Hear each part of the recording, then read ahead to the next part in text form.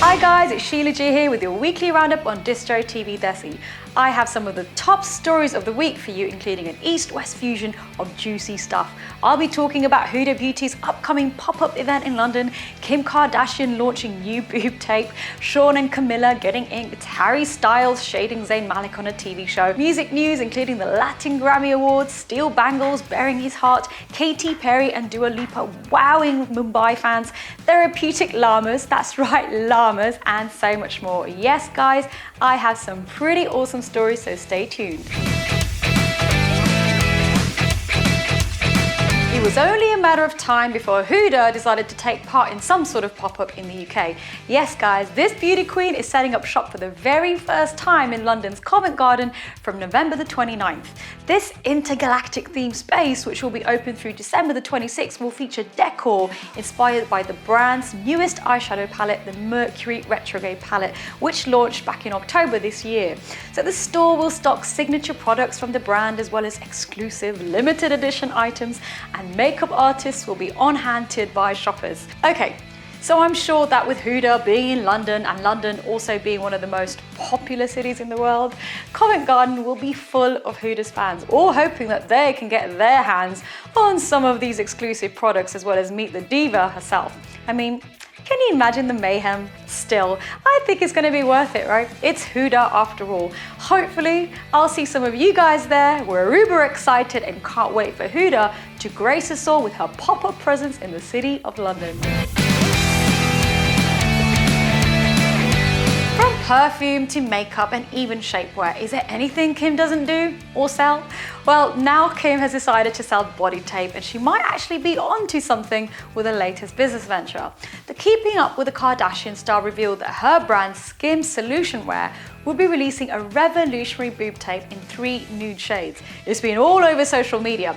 So if you didn't know already, Kim herself in the past has been using gaffer or duct tape after struggling to find bras which can support or lift her assets. But using harsh tape has burned and ripped her skin. Poor Kim. Luckily, Kim's new invention is much kinder and is set to revolutionize body tape. She added, "Guys, this has been such a life-saving secret that I learned on set on a fragrance shoot. The key to the tape is you don't really want it to be too stretchy." Now you might be thinking, yup, sounds great, but how does it come off? Well, apparently it's not as painful as you think. The model peeled the tape clean off and said it wasn't painful at all.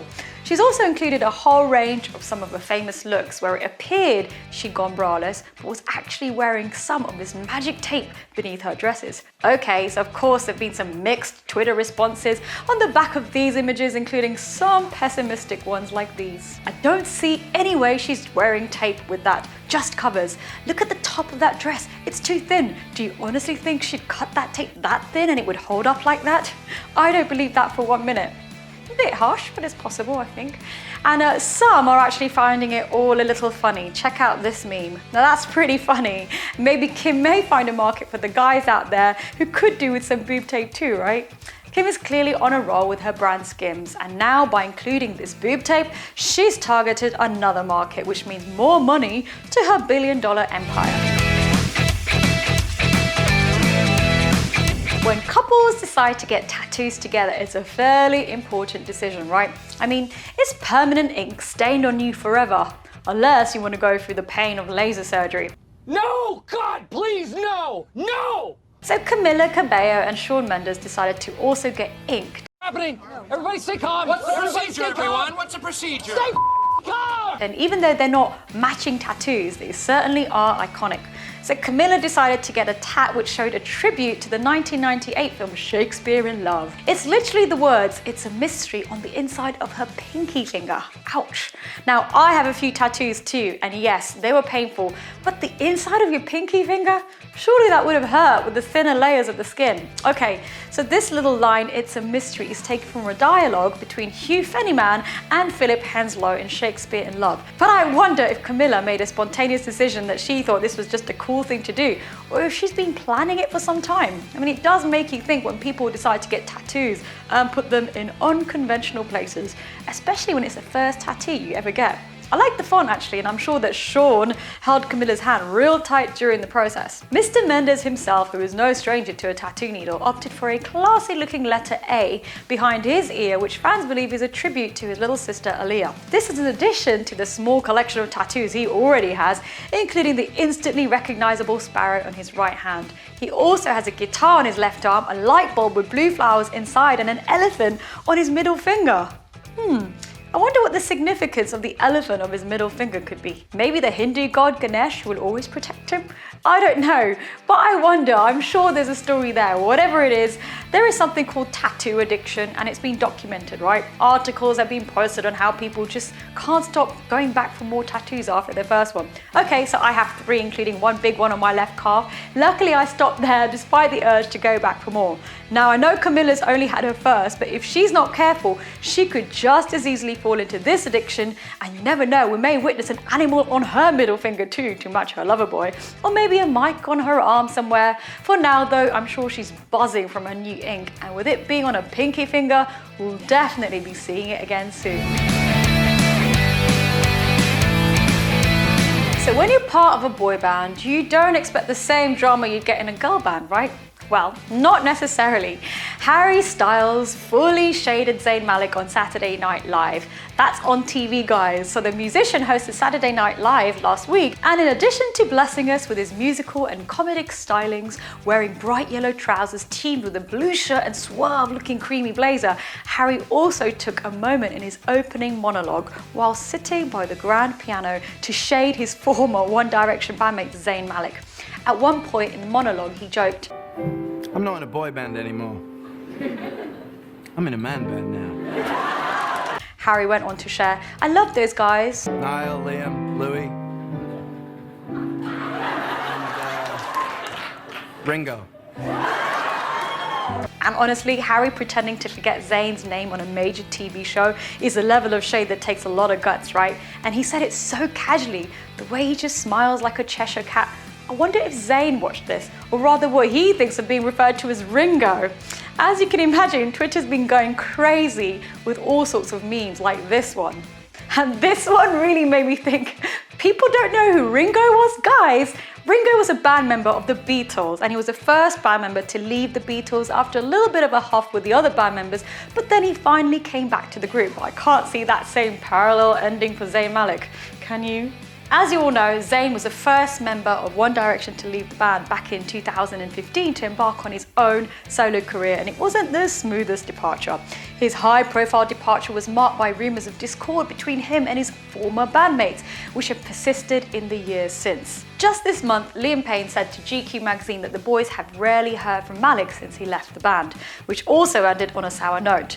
Malik didn't even say goodbye, Payne told the magazine. Right, so the boys are still sour, and we don't really know what happened behind closed doors, but now with Harry shading Zayn on a TV show, looking ever so smug, it's bound to provoke some sort of comeback from Zayn, right? Zayn's fans have expressed their views on social media, including this one, with the caption, "Zayn is unbothered and thriving. Stream his latest song, Flames, #Flames out now." Something tells me that Zayn's too busy to even watch TV. And another note, you got to remember guys, Harry Styles was reading off of an auto cue, and he possibly didn't even write that line. I'm sure the show has a number of writers involved who aim to make the script as entertaining as possible, so we can't really give Harry too much of a hard time, can we? He definitely entertained the crowd though, didn't he? Everybody thinks the cast does a lot of cocaine. They don't. That's why the show's not good anymore. Except tonight.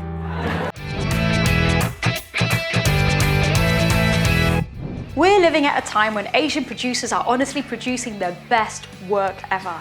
Now, when it comes to fusing the East and the West, and who's pioneering that right now, still Banglez is right there at the top. So his last track, 47, featuring Sidhu Moosewala, Mist, the man himself, Still Banglez, and Stefflon Don is a pure work of art. The catchy rhythms running through the track, the desi costumes in the video worn by the beautiful women, not to mention the gorgeous red number worn by British rapper Stefflon Don. Doesn't she look hot? Still Banglez has come a real long way, and right now he's literally got the pick of whoever he wants to work work with.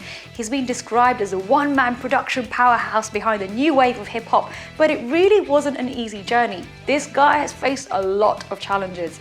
I came across this real deep online interview on Mixmag where he literally pours his heart out, telling his story of how he came from very humble beginnings, secretly using the one computer they had in the house which belonged to his older brother because he was so passionate about producing music. But what I love so much is how much he credits his mum for the musical influence.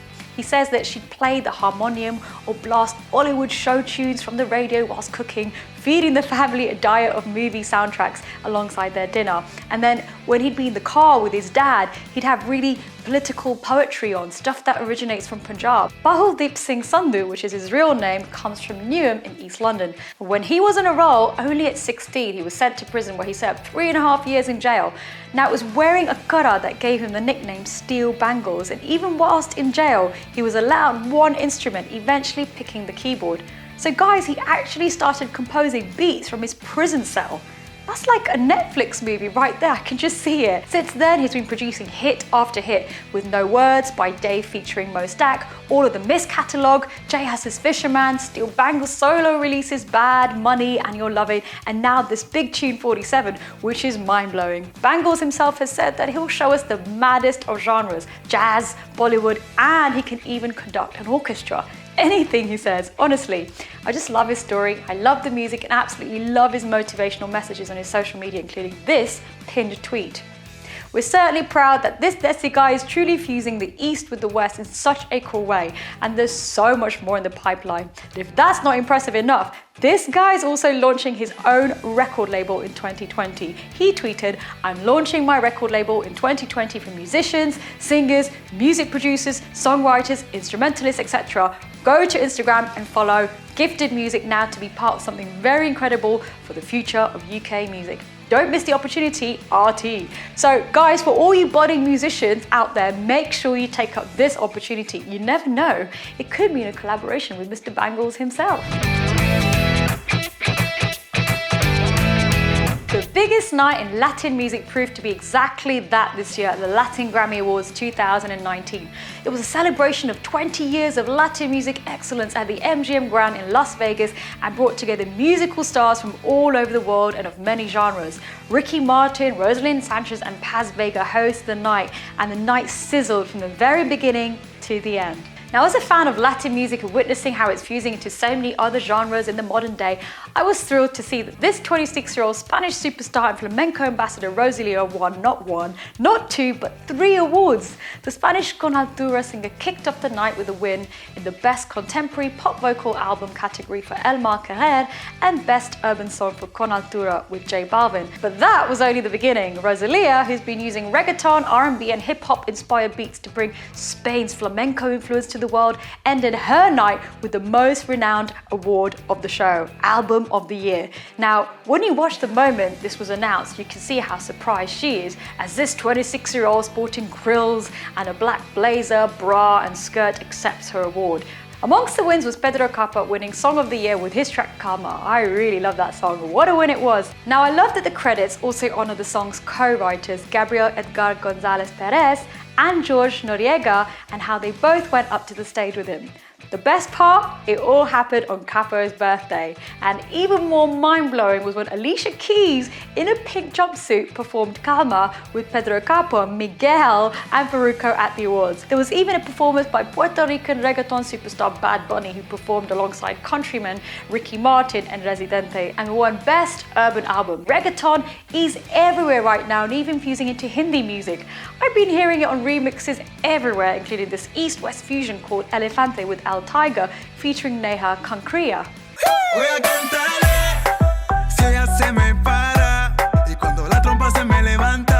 Now that's the sweet sound of Hindi and Spanish together, all with reggaeton undertones. I also came across some candid videos of Bollywood and reggaeton just like this.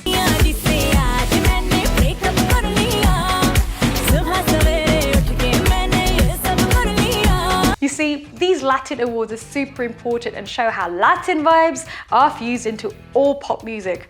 I won't be surprised if Rosalía or Capó collaborate with the likes of A.R. Rahman. Can you imagine what a killer combo that would be? What happens when you get two pop stars in the capital of India to wow fans like they've never been wowed before? Well, this is exactly what happened when Katy Perry and Dua Lipa performed at the OnePlus Music Festival held at the DY Patil Stadium in Navi Mumbai. Bollywood and celebrity photographer Viral Bayani posted a number of pics, including this one. Global pop superstar Katy Perry at the very first OnePlus Music Festival in Mumbai, with over 15 top sound engineers and 4K video cameras capturing the essence of the show. I was present right in the center where the sound console was and witnessed some live magic happening. Wow, she's clearly on fire here with fans over the moon. I'm guessing they were all happy that Katy was back there after 7 long years. She said, "We never want to forget you. It's been 7 years since I was in India last. I can't believe myself. Look at how many people showed up. So it's not going to be 7 more years for me to come back." Now, if that performance or firework didn't really get them excited enough, together with a stellar pyrotechnic show, the amazing Dua Lipa followed. Now, the crowd cheered as pop icon Dua Lipa took center stage. For Miss Lipa, it was her first ever show in India, and she couldn't really contain her excitement when she tweeted, "Outrageously sweaty show. Mumbai, you definitely brought the heat. Loved performing for you tonight alongside Katy Perry, who had me fizzing with excitement front stage during her set as it took me back to 15 years old, me at my first Katy Perry show." Now, these pics are so candidly cute, and fans were also tweeting such heartwarming posts like these. Now, after they ended their stage renditions, the two documented their experience on social media, with Perry posting a few candid selfies of them both with the caption, "Do you ship Kadua or Kalipa?" Okay, but seriously, such a fab night in Mumbai for #OnePlus Music Festival with @Dua Lipa. She's also taken a jibe at Mumbai's infamous traffic, saying, "Thanks to all that braved the traffic and this heat, you are the real ones." Both the gorgeous artists left a lasting impression on Indian fans and Indian soil, and I'm sure they'll be back there soon. Meanwhile, fans all over the world are referring to the two as Khalipa, and indeed there's a lot of demand for this pair to collaborate. Just imagine how amazing that would be, a double whammy of two pop queens. Let's just wait and see. Miss Lily Singh is certainly making a name for herself out there, isn't she? I mean, she's a Canadian desi girl who began her career by making YouTube videos and now has her own late night show on NBC called A Little Late with Lily Singh, where she just has audiences in stitches. Her scripts are quite self-deprecating at times, and I think it's a real sign of a humble lass. Her little anecdotes and references to all the Indian stereotypes are certainly relatable, but she's clearly not the conventional Asian girl, is she? She's admitted she's bisexual and has broken so many barriers. She's even given her dog a Sikh name and refers to him as her son. Now, this little fella, who she absolutely loves, is called Scarborough Singh. Her Instagram's got Scarborough all over it, and he even has his own Instagram account called Scarborough the Dog. Dog spelled D-A-W-G, by the way, where the bio states, "Hi, I'm a cheapoo living the Hollywood life with my mom @Lily. Oh, and I'm a very good boy sometimes." Lily is super fond of him, clearly shown by all her posts with this little cutie. I came across a post Lily posted on her socials called A Little Later with Scarborough Singh, and what a cuteness overload it was, with Scarborough hosting a show with special guest Buttons, a rescue puppy. So I mean, just look at him. How could you not love him? The official after show for A Little Late with Lily Singh. My guest tonight has made her late night debut just minutes ago. Please welcome Buttons. So good to be here. Lily's clearly given him a lot of love, hasn't she? The audience certainly love him, and I'm sure you'll all agree that if there's ever a case of a dog being as close to human as possible, Scarborough Singh is it. What about Mr. John Cena? John Cena is so handsome up close. My only note is I wish he smelled like bagel bites. Yeah, general note on humans. Not enough of you smell like bagel bites. It makes me want to get a dog too, but I've heard it's like having a child, so maybe not just yet. Unless I make millions in the pot like Lily Singh. I think this little dog may have a small fortune himself, you know. Another influential Asian smashing it right now in the world of comedy is Hasan Minhaj. If you haven't heard of him, guys, where have you been? If you want to witness comedy intertwined with politics, culture, and empowering messages, Hasan is the one to watch. Labeled as one of the most influential people of 2019, he's best known for his Netflix series, Patriot Act, which I came across a little while ago and loved it so much. His most recent published episode discusses Trump's worst policy, and boy, does he dig at President Trump. Here's a little taster. I know about hoaxes. I just went through a hoax. He's talking about the Mueller report, but he could be talking about anything. You see, he's definitely one to speak his mind and is totally fearless about it. He also looks at issues like mental health. This one episode really touched me as he spoke about the growing problem of mental health not being tackled as it should. Thank you again for recording this meditation for us, really. Oh, I'm happy to help. I love the app. Mental health is super important. Oh, absolutely, yeah. You know, anxiety disorders alone affect over 40 million Americans. This is a crisis. It is, it is. Now, you have your script. Right here. So do you want to just dive right in? Sure. Now, I love the way Hassan nails the script with his own experiences of mental health and how he also makes the point that being Asian can mean it can often be dismissed. His own example was when he once told his father he felt sad and his dad responded by saying that he should drink water and pray. I mean, he joked about it, but it kind of underlines the way there are these connotations when you come from an Asian background, or especially a strict Asian background. But seriously, with his messages, the statistics he uses, and of course the factual information on related issues like suicide, he points out very clearly that there's an urgency in this matter. Honestly, I love his message and how he's using comedy to voice it. If you haven't checked out his Netflix series, make sure you do so. You'll not only find him hilarious, you'll actually learn something new. Salman Khan, the Bollywood actor who still looks like a fit 25-year-old man, even though I think he's over 50 now. We've all witnessed how he's been bearing his six-pack in pretty much every recent Bollywood movie he's been in. And all his social media posts of him in the gym and even doing the splits shows that he's always had a passion for health and fitness. Now, it was only a matter of time before he decided to launch his own fitness brand, right?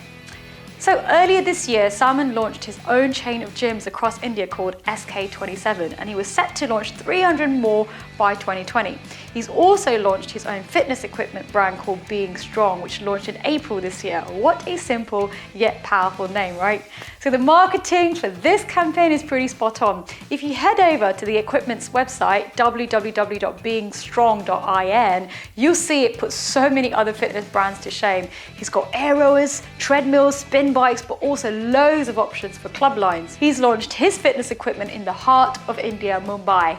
It looked like a really impressive launch event with his brother Sohail Khan, who called himself the guinea pig of this equipment. Even actor Suraj Pancholi was in attendance looking as mighty fine as ever, and Ayush Sharma praised Salman for the quality of his equipment. So Salman's aim is to make India a fitter country. It is to make every individual fit and healthy. In a broader sense, the goal of the gyms SK27 is also to create job opportunities for fitness trainers and entrepreneurs while spreading the Fit India movement. He's known to always be doing something towards improvement of society, and I think the fact that his brand of equipment is spreading like wildfire tells you everything.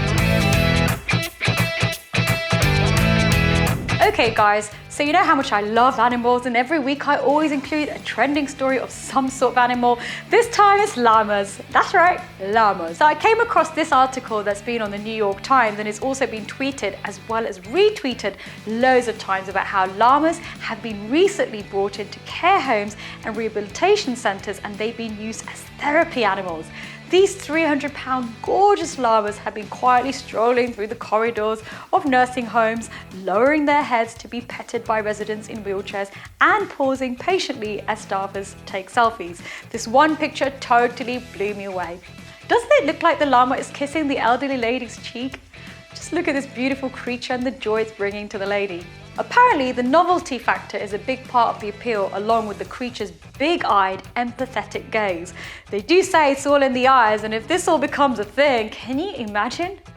As you probably guessed by now, social media's gone crazy with the most hilarious memes. Check these out.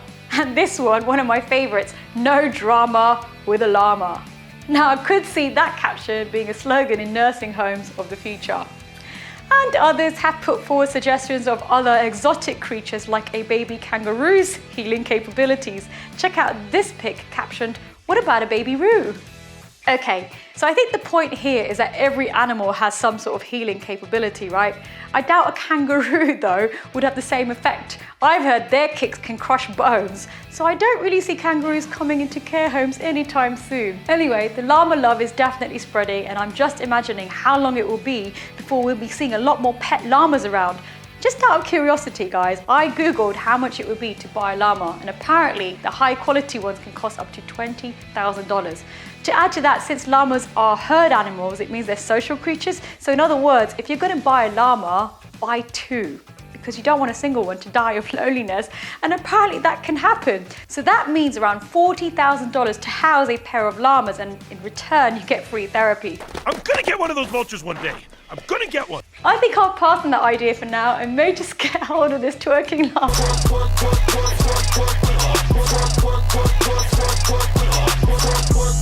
On a serious note, I think it's great that these beautiful creatures are bringing so much love to people. What a heartwarming story, and what a lovely way to end my weekly roundup. That's it from me, guys, but I'll be back next week with a cool East-West fusion of stories for you. And if you have any suggestions for next week's show, don't be shy. Just DM me at Sheila G Official and your story may even feature. Also, don't forget, you can watch us on distro.tv/Desi, or you can stream on Fire TV, Apple TV, as well as Roku. You can enjoy a whole range of content on your phone by downloading our app from the iPhone and Android stores, and you'll be wowed for sure. See you soon.